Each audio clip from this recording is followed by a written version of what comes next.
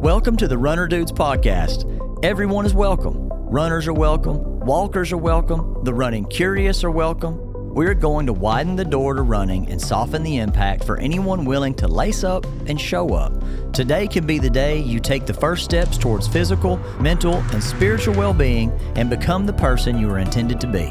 We hope to inform, inspire, listen, learn, and help you start your own running journey, all while being moderately funny and low-key entertaining. Let's go, baby. All right, here we go. All right, another episode. Dude, I'm losing count because we're cranking these episodes out left and right. We're episode, Jimmy, where are we at? Five. We're at episode 5, everybody. Holy smoke. I hope that you're sticking around. I hope you're getting some good information. I really am happy about that last episode.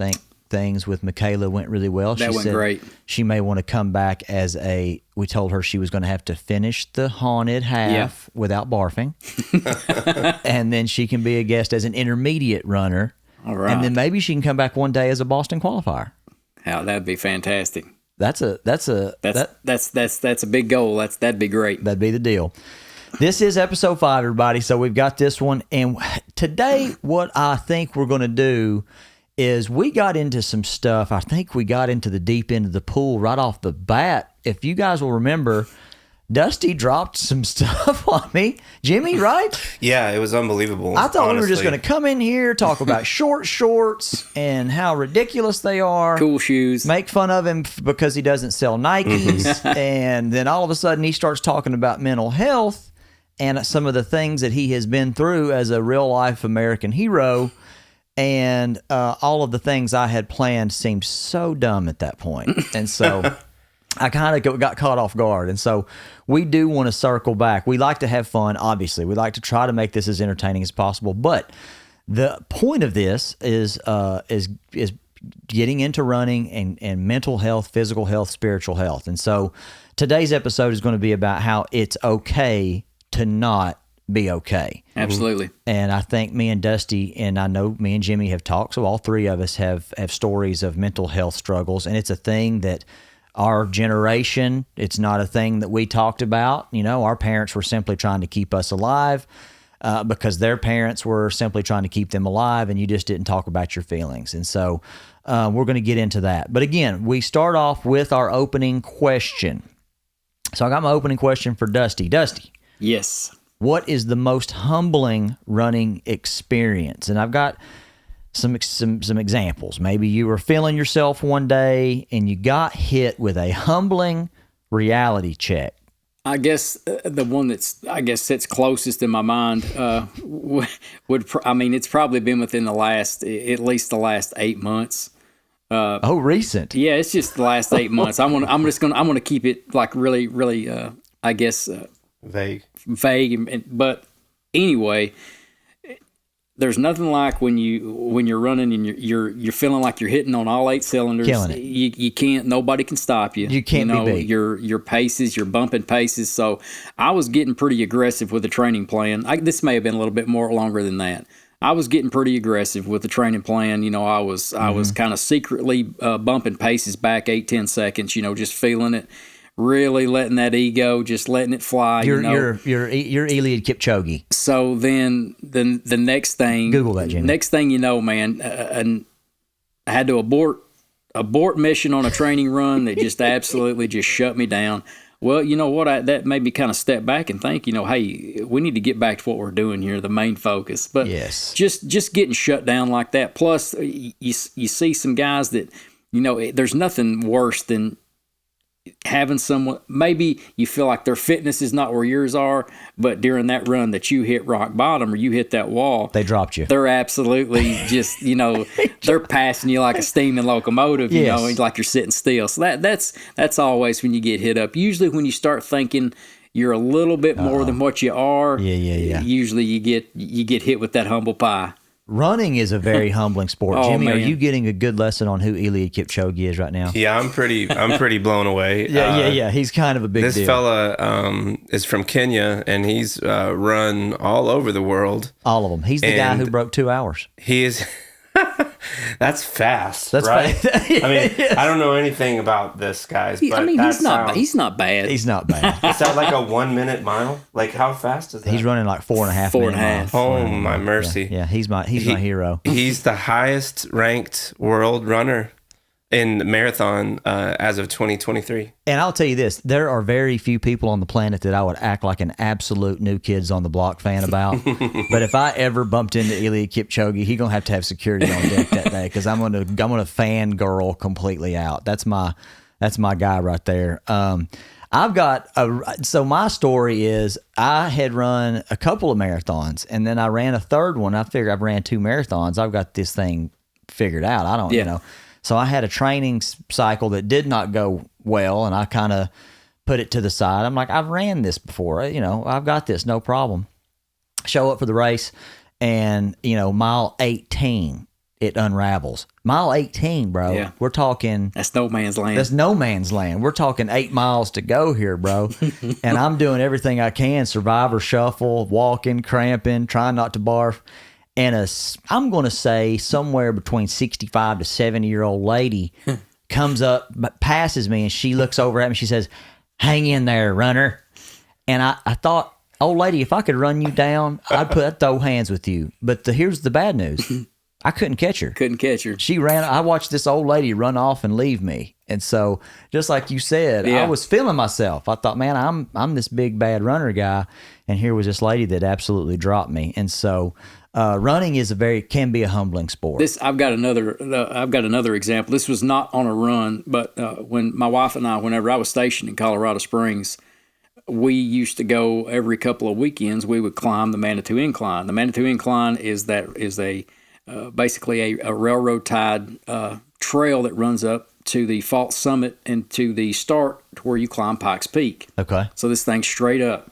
And I can remember thinking, boy. and man, I was a lot younger. I mean, just ego in check. And there was a lady that absolutely just passed me like I wasn't moving. Dropped you. And I did everything I could to try. I mean, I was pawing, I was on all fours getting up, and about died when I got to the top. But that's that's exactly what Michael's talking, man. You get that ego, you start getting to feel yourself, and then you usually get smashed. You get smashed, yeah. Because and you're only going to be as good as the work that you've put into it. And then listen, best laid plans, because you can do all the things right and still have a bad day. Yeah, And so that's what's so humbling about running. But let's get into the whole point of this episode, and we're going to get into some stuff here that I think is going to be, it's a very, like I said earlier, it's a taboo subject, because we're starting to talk about mental health. We're going to start using some scary words. We're going to talk about suicide, and we're going to talk about traumatic brain injury. We're going to talk about PTSD, post-traumatic stress syndrome. We're going to talk about alcoholism. We're going to talk about depression and all of these things, and how it's so difficult as a Gen X man, that was just, I had such a hard time asking for help and reaching out at times when I was at my lowest. What I want to do is talk to Dusty, because he did drop some stuff on us. He has been in battle, and he has been in some situations that I can't really even imagine. And so when we talk about, Dusty mentioned to us that he had post-PTSD and traumatic brain injury.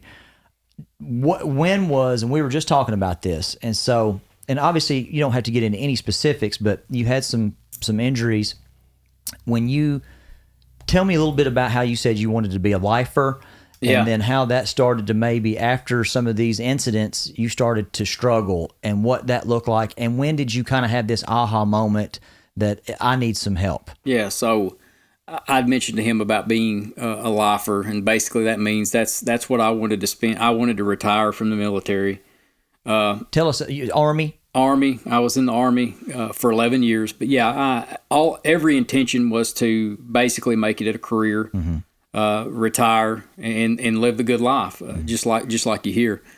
So after a few trips to the sandbox, to Iraq, and a few other things that happened along the way, it began that I didn't know about, really affecting my mental health, affecting how it changed my personality, the way my outlook was. I had I saw some good dudes, that lost their life, and you always, if you're responsible for those guys, you feel a sense of responsibility. Those are your brothers, and you always feel like you're responsible if they don't make it home. And that happened, and we've talked, Michael brought up the word, suicide, and thinking about that, and I felt like, not that I didn't value my life, but I always felt that, what I call like a survivor's guilt. Yes. Like, hey, listen, this is what I knew. You almost felt like you were wanting to shoulder that responsibility, that everybody signed that dotted line and knew that there might be a chance that they might not make it home, or that they might die. Sure. No matter whether it was in combat or if it was just an accident, you never know. But I always had that, and everybody did. And you feel like, too, after a while, you think about it, you're like, you don't want to take that away from someone that paid that ultimate sacrifice. But at the same time, it's that responsibility of you.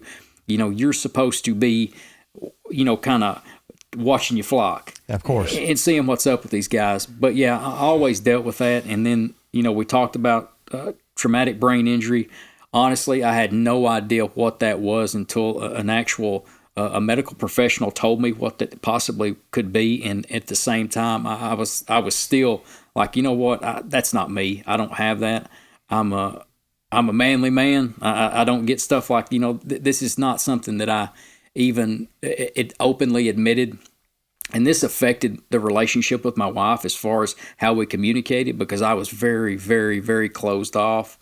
I was let me hold that thought. And Yeah. I'm not trying to cut in on you, man, because man. we got so much going on here. I want to go back to and I think the reason I wanted to do this is because we started to talk about suicide, and you mentioned it in the first episode, or you mentioned traumatic brain injury, and you mentioned PTSD, and so I wanted to dive into this because I think, first of all, we all hear the numbers, right? We hear the numbers about military and all the servicemen and women that commit suicide. And I think that there's such a stigma to asking for help. And that is certainly how I felt. And I'm not in any way comparing what I went through to what anyone who's been through warfare. But when you're dealing with depression, and of course I had I battled alcoholism, and so it's all about ego. Yeah. And you start to, I don't know that we talked about this before we started recording. I didn't ever consider going to like pick up a gun, but what I did think about was when I was in these low states and I was in a lot of self-loathing, a lot of self-pity, a lot of that ego all consumed with me, was that I wish that I could just go away, or that I don't matter. And so to me, it's almost like this opposite of having too much ego. It felt good to feel bad about myself. Yeah. And so is that, when you talk about survivor's guilt and some of that, very, very much so it is. You get to this point where you do have, you're feeling kind of sorry for yourself. And there's a common denominator in all this, especially I think I think guys, maybe, I don't know. I'm going to say that just because I see that more. We have this sense of pride. We have this sense that, we have to be these stronger figures. Sure. We got to be able to shoulder all this responsibility.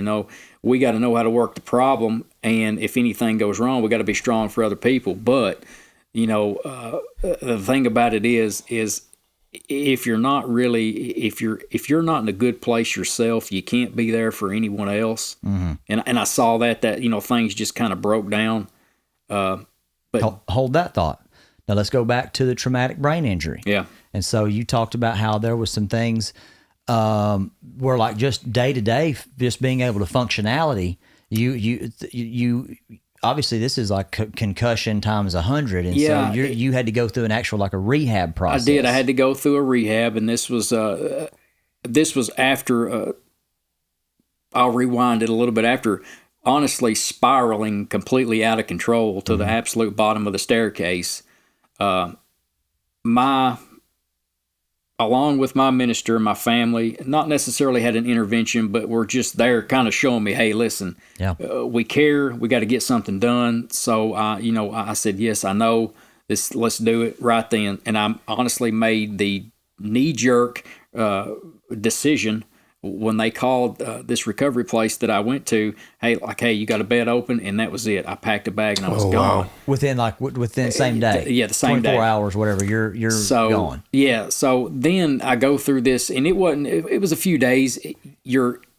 This place that I went to, they were there, and I was looking for a quick fix. And the first thing that you do is after you're there for 72 hours, you're like, hey, man, I'm better. Yes, Let's bro. go. Now, yeah, we're talking. Where's the checkout counter? Let me get my stuff. I'm out of here. Thank you. So, but then after that, man, you have this time of reflection, and then you're like, you feel like you have just basically left all your responsibilities, and you feel really bad. Well, then you kind of start to where all that sheds, and then it's all new. You hit that reset button. So I had went through, we're talking about some TBI, and he's talking about this special therapy. So I went through some cognitive type therapy that was pretty cutting edge stuff that really helped me as far as the way I was processing things, because I had some issues as far as how my brain was functioning, I had a little bit of short-term memory type loss, and there would be times to where I would struggle to possibly interact and to do things. That was where I had this sense of being so closed off. I just didn't want to be around anybody. Right. I wanted anxiety. And I did. I was pretty chill, but I always didn't. I wanted to do things by myself, and that's not how you overcome anything. Really, 100%. Yep. But yeah, a lot of good therapy and a lot of that helped really restart and jumpstart my life, along with other things too. Well, let me say this. Yeah. Hold that thought. And so getting back to what you said about you felt like you were leaving your responsibilities. Yeah. And so this was a thing that we talked about. So I talk about with those that I work with in recovery and alcoholism and AA, oftentimes it's a common refrain that I hear from those that have families and children is they're like, I'll say, hey, you need to make so many meetings in so many days. Like, oh man, I can't do that. You know? And I'm just like, well, they're like, cause I'm like, why? And they're like, well, I've got family responsibilities, this, that, and other. I'm like, you are of no use to your family if you continue to drink. Yeah. And if you don't go to these meetings, based on what you're telling me, you are absolutely going to drink again. And so if you don't want to get sober for you, then you're not going to get sober and you're going to be of no use to anyone. And so I think that is a difficult thing for people to get over, because it makes perfect sense for Dusty to not want to go sit in this bed or sit in this rehab program while there are some serious things going on with his family. It's so that's a tough thing to get over. And what I think also I have learned in recovery, and what you're talking about, we'll get into this right now, there is no finish line. There is no diploma. No. There is no certificate that says, hey, Michael's not an alcoholic anymore. Congratulations, you have completed this course. Congratulations. You're fixed. That when I find it was like a light went off one day, and it was like, Michael, I remember working the program of AA. I was probably 90, 120 days in, and for the first time in my adult life, I had gone an entire day. I was getting ready for the weekend, and it had never occurred to me to have a drink. And I thought, great. But then I also had that moment of, oh, crap, I'm not going to be able to sustain this. Yeah. And then what I have found is, just like with running, if I keep doubling down on my efforts, if I keep doing the same things consistently and with discipline, well, guess what? I'm going to continue to get the same results. And what you were talking about, your mental health is not something that we're just going to check a box one day and you get to float through the rest of your life and never work on it. Yeah. You left this program with some new tools, I'm sure, that you could start working on and continue this. It's a mental health journey. Yeah. Was that your experience? That's it. That's exactly right. Because honestly, that, like I said, those types of programs are great, and I think they are utilized. And someone uses that, and you go through that to help restart your life. But the real work begins after, 100%. Because then you leave that, this safe zone. Yes. And then you're back. I know that sounds weird, but then you're back in the real world. You're back on your daily life, and so then you got to take all that you've learned and the tools that you've learned And then that's how you work your problems. That's how you have to survive. You can't live your life in a rehab facility.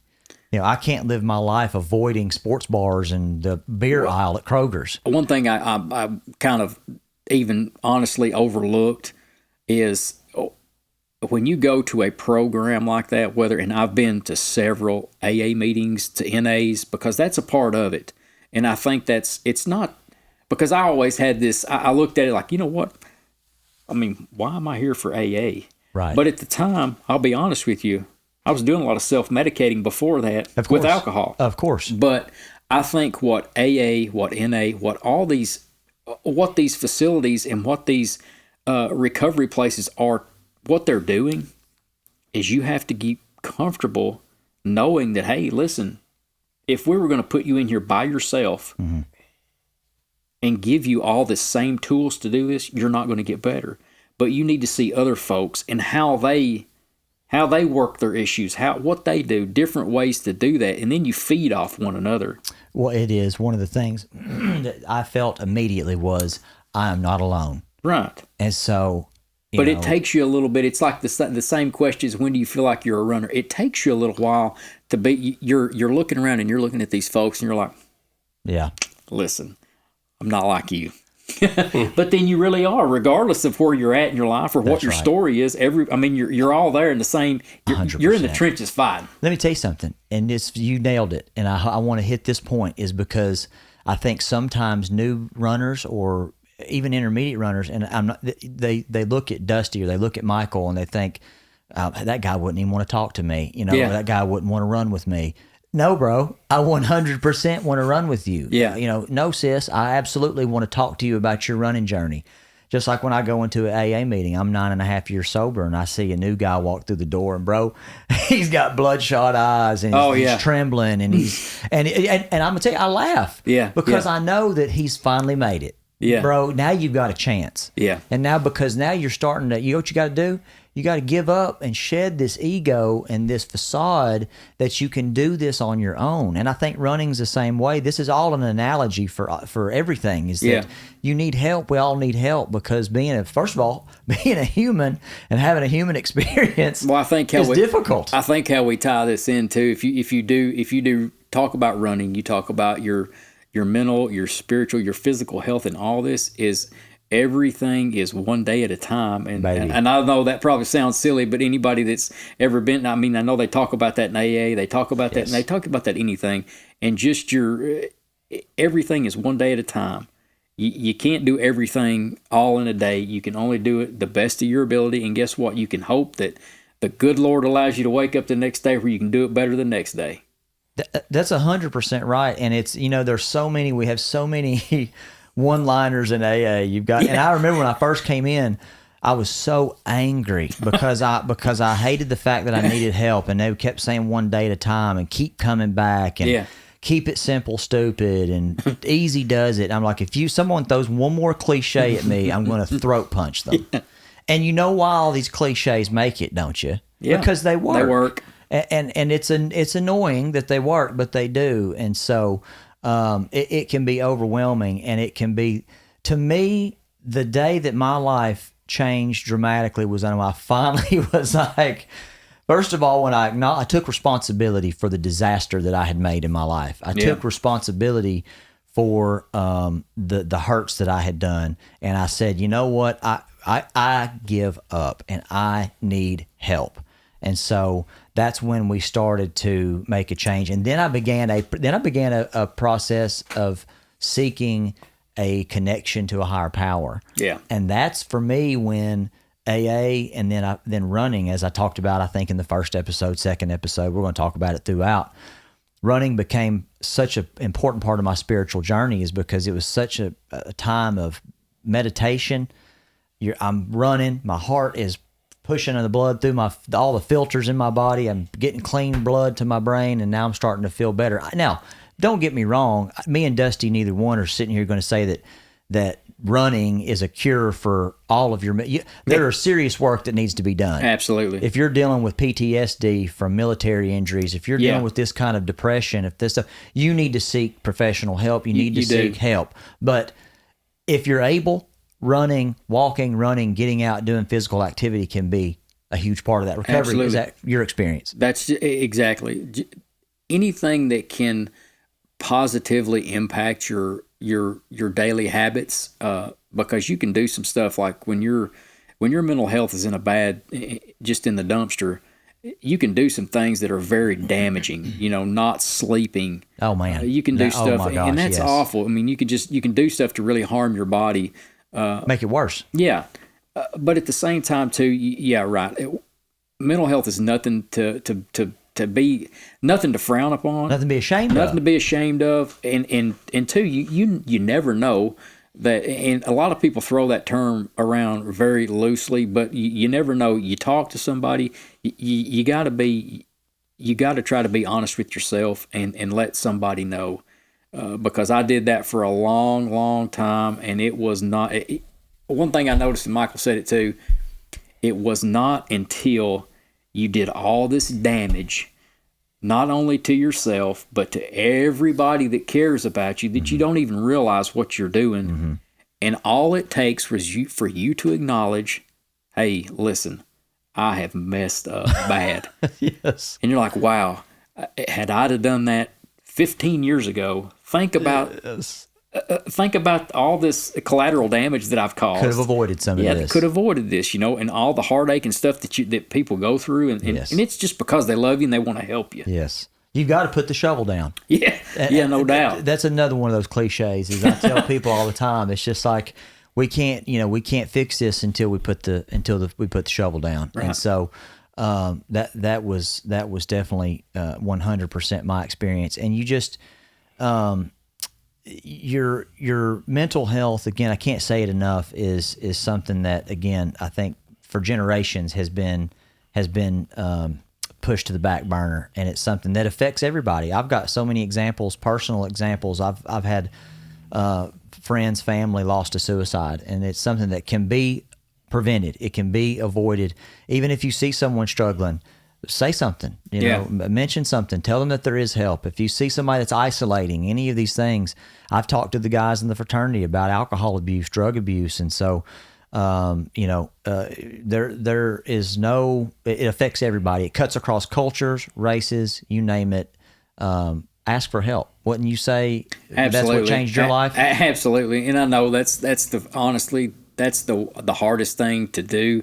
And I still struggle with that. Yes. You feel like you want to be, you're the fixer. You want to do everything. Yes. But it's not until I'm going to speak for myself and not everybody else, but usually when I shoulder most of the responsibility, you can ask my wife. Boy, I usually end up messing a whole lot of stuff up that she has to come back. Yes. Not only does she have to then kind of undo what I have already done, yes. She basically then has to redo everything correctly. Yeah. Because I feel like, why wouldn't I know how to do that? I don't need help. Right. I was, before 9.5 years, let's say 10 years ago, it wasn't me, it was everybody else. Yeah, if absolutely. I could just get everybody else to act accordingly, if you would just do exactly what I want you to do, then everything's great. Everything would be fine. Then I did an investigation, and we had a Scooby-Doo moment where we found out who was sabotaging my life. Do you guys want to take a guess who it was? Oh, yeah. It was Mikey. Yeah, he would have gotten away with it too. He would have gotten away with it too. Had it not been for those pesky kids. If it hadn't been for those meddling kids. I like to tell people, like Ron White said, we caught the tater. You caught the tater. And there's so many people that would just be like, yes, Michael, obviously. But no, again, mental health, guys, this is something that just ask for help. If you're struggling, ask for help. It can change your life. Absolutely. And you may be listening and thinking, Dusty has a real reason to deal with depression or anxiety or whatever he's dealt with, or Michael in his addiction journey. Maybe he had a good reason for that. And maybe I don't have a good enough reason to be sad. And there's this Henry Wadsworth Longfellow quote that I love, that I've reflected on a lot. He says, "Every man has his secret sorrows, which the world knows not. And oftentimes we call a man cold when he is only sad."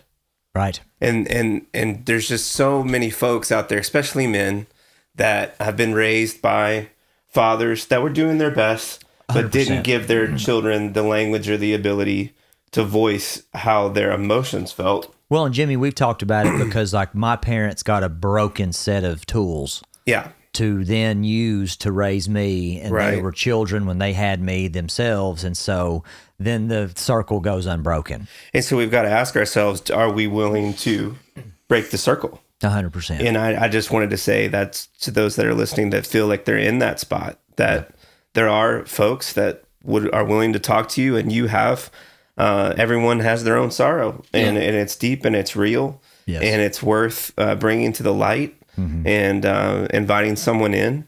And I think what these guys are talking about is in part of that running community and the friendships that they find, they're able to kind of pull one another along. And not only are you physically accountable to each other, but you're mentally and spiritually accountable, right? Yes, absolutely. 100%. And I will say, anyone listening, like I said, I want to run with you. I want to talk to you about running. And I will also, if you're struggling with alcoholism or addiction or mental health, I would love to talk to you about that.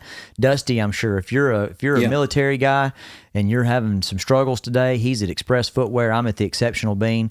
You can come reach out to us, and we will 100% walk the walk with you until you get the help that you deserve and that you need. And I promise you that if I can turn it around, if Dusty can turn it around, absolutely, guys, you can do it. And this is, I'm living my best life today. 10 years ago, that wasn't the case. Dusty, how many years ago was it? Man, 15. 15. About 15. Could you imagine the life you have today? Absolutely not. Yes. And it took me a long time. I'm going to share one thing, guys. Whether you go to church, whether you have a church family, wherever you're at, one thing in Galatians 6:2, Paul writes, "Bear one another's burdens, and thereby fulfill the law of Christ." That's straightforward and simple. Yet it isn't simple. While we can instruct someone, counsel someone, or even live with someone, cannot act on his behalf. Whatever the burden is, it should be our burden. So yes. That right there kind of circles back to what we're trying to do with this running community is we're here to be here for one another in a time right now where the world is so, man, it's in a tailspin, it seems like. It's a weird world. It is. It's a social media. What's a social media world? And it may have been, and it's different for every generation. Yes, that's right. It's like we see the worst of it now, but that's something, if we can, and we're here doing that now. We're here telling one another, hey, this is what we got going on. That's what we're supposed to do. That's right. Yep, just help one another. Be good to one another. For sure. Listen to our podcast. Thanks, guys. Thanks, guys. Thanks. The Runner Dudes podcast is sponsored by Express Footwear and Runner Dude Coaching and Consulting. Produced by Jimmy Thorpe at sightandsoundcreative.com.